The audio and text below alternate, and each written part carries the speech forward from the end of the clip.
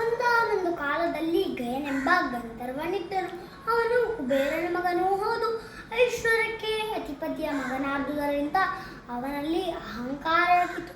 ದುಡಿಯದೆ ದೊರಕಿದ ಸಂಪತ್ತು, ಕೈ ಕಣ್ಣುಗಳ ಸನ್ನೆಯಲ್ಲೇ ಆದೇಶವನ್ನು ಪರಿಪಾಲಿಸುವ ಸೇವಕರು ಇದ್ದ ಮೇಲೆ ಯಾರಿಗಾದರೂ ಜಂಬಬಾರದಿರುತ್ತದೆ. ಅವನ ದುರಭಿಮಾನಕ್ಕೆ ಸರಿಯಾಗಿ ಮನೋವೇಗದಿಂದ ಓಡಬಲ್ಲ ಕುದುರೆಯೊಂದಿತ್ತು. ಅದರ ಮೇಲೆ ಹತ್ತಿ ಸವಾರಿ ಮಾಡುವುದಂದರೆ ಅವನಿಗೆ ಖುಷಿಯ ವಿಚಾರವಾಗಿತ್ತು. ಒಂದು ದಿನ ಅವನ ಅತ್ಯಂತ ಆಸಕ್ತಿಯ ಆಕಾಶ ವಿಹಾರಕ್ಕೆ ಹೊರಟನು. ಭೂಮಿ ಕೆಳಗೆ ಸುಂದರದಿಂದ ತೋರುತ್ತಿತ್ತು. ಕುದುರೆ ಉಲ್ಲಾಸದಿಂದ ಓಡುತ್ತಿತ್ತು. ಕುದುರೆ ವೇಗ ಹೆಚ್ಚುತ್ತಿದ್ದಂತೆ ಗಯನ ಕೂಡ ಹೆಚ್ಚುತ್ತಿತ್ತು. ಅವನು ಆಕಾಶದಿಂದ ಕೊಂಚ ಕೆಳಗಿಳಿದು ಭೂಮಿಗೆ ತುಂಬ ಸಮೀಪದಲ್ಲಿ ಸಂಚರಿಸಕೂಡದು ಎಂದು ನೇಮಕ್ಕೆ ವಿರುದ್ಧವಾಗಿ ತನ್ನ ನಡತೆಯಿದೆ ಎಂದು ಅವನಿಗೆ ತಿಳಿಯಲಿಲ್ಲ. ಇತ್ತ ದ್ವಾರಕೆಯಲ್ಲಿ ಶ್ರೀಕೃಷ್ಣನು ತುಂಬ ಭಕ್ತಿ ಶ್ರದ್ಧೆಯಿಂದ ನದಿಗಿಳಿದು ಅರ್ಘ್ಯ ಜಲವನ್ನು ಬಿಡುತ್ತಿದ್ದನು.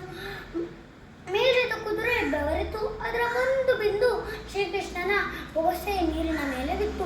ನನ್ನ ಅರ್ಘ್ಯ ಜಲ ಮಲಿನವಾದದ್ದನ್ನು ಗಮನಿಸಿದ ಶ್ರೀಕೃಷ್ಣ ಕೂಡಲೇ ಅರ್ಘ್ಯ ಜಲವನ್ನು ಚೆಲ್ಲಿ ಗಗನದ ಕಡೆ ದೃಷ್ಟಿ ಹಾಕಿದ್ದನು. ನನ್ನ ಅಹಿನೀಕಕ್ಕೆ ಭಂಗ ಮಾಡಲು ಕಾರಣವೆಂದು ಅವನಿಗೆ ತಿಳಿಯಿತು. ಯಾವಾಗಲೇ ಸಿರಿವಂತಿಕೆಯಿಂದ ಗರ್ವಾಂತನಾದ ನೀನು ಸ್ವೇಚ್ಛೆಯಿಂದ ಆಕಾಶದಲ್ಲಿ ವಿಹರಿಸಿ ನನ್ನ ಅರ್ಘ್ಯ ಜಲವನ್ನು ಮಲಿನಗೊಳಿಸೆಯಾ? 8 ದಿನಗಳ ಒಳಗೆ ನಿನ್ನ ಶಿರವನ್ನು ಕತ್ತರಿಸುತ್ತೇನೆ ಎಂದು ಘೋರ ಪ್ರತಿಜ್ಞೆಯನ್ನು ಮಾಡಿದನು. ಅವನ ಪ್ರತಿಜ್ಞಾ ವಿವರ ಗಯನಿಗೆ ತಿಳಿಯಿತು.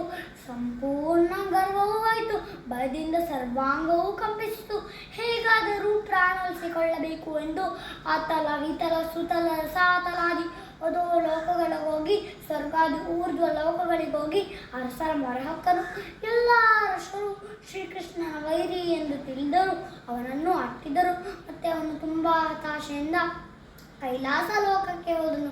ಶಿವ ಪಾರ್ವತಿಯ ಪಾದಕ್ಕೆ ಪ್ರಣಾಮ ಸಲ್ಲಿಸಿದನು. ಬಂದೊದಿಗೆ ಪ್ರಾಣ ಭೀತಿಯನ್ನು ಹೇಳಿಕೊಂಡನು. ಪಾರ್ವತಿ ತುಂಬಾ ನೊಂದಳು. ಮಗು ಕಾಮ್ಯಕಾವನಕ್ಕೆ ಹೋಗು, ಅರ್ಜುನನಿಗೆ ಶರಣಾಗು, ಅವನು ಪ್ರಾಣದಾನ ಕೊಟ್ಟ ಮೇಲೆ ತೊಂದರೆಯನ್ನು ವಿವರಿಸು ಎಂದು ಹೇಳಿದನು. ಪಾರ್ವತಿ ಆದೇಶದಂತೆ ಹೋದನು. ಅರ್ಜುನನಿಗೆ ಶರಣಾದನು. ತಂದೆ ತಾಯಿಗಳ ಆಣೆ, ನಿನ್ನನ್ನು ರಕ್ಷಿಸುತ್ತೇನೆ ಎಂದು ಅಭಯ ನೀಡಿದನು. ನಿನಗೆ ಯಾರಿಂದ ಕಷ್ಟ ಬಂತು ಎಂದು ಕೇಳಿದಾಗ ಅರ್ಜುನ ನಡೆದ ವಿಷಯವನ್ನೆಲ್ಲ ಹೇಳಿದನು. ಭಾವನು ದೇವರು ಆದ ಶ್ರೀಕೃಷ್ಣನ ವೈರಿಯನ್ನು ಉಳಿಸಲು ಮಾತು ಕೊಟ್ಟನಲ್ಲ ಎಂದು ತುಂಬಾ ಹಲಬಿದರು. ಆದರೆ ಕ್ಷತ್ರಿಯರು ಕೊಟ್ಟ ಮಾತಿಗೆ ತಪ್ಪುವರಲ್ಲ.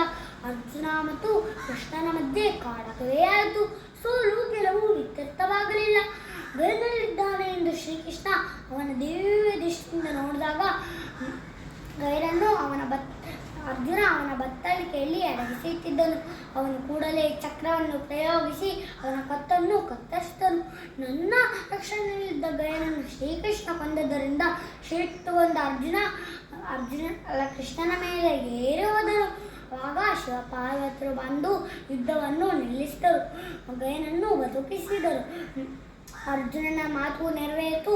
ಕೃಷ್ಣನ ವಯವು ವ್ಯರ್ಥವಾಗಲಿಲ್ಲ. ಒಂದು ಪುಂಡ ಬಾಲಕನಿಂದ 2 ಕುಟುಂಬಗಳು ವೈರವನ್ನು ಸಾಧಿಸುವ ಸ್ಥಿತಿ ಬಂತು. ಗಯ ಎಚ್ಚರವಾಗಿದ್ದರೆ ಈ ಅವಾಂತರವೇ ಆಗುತ್ತಿರಲಿಲ್ಲ.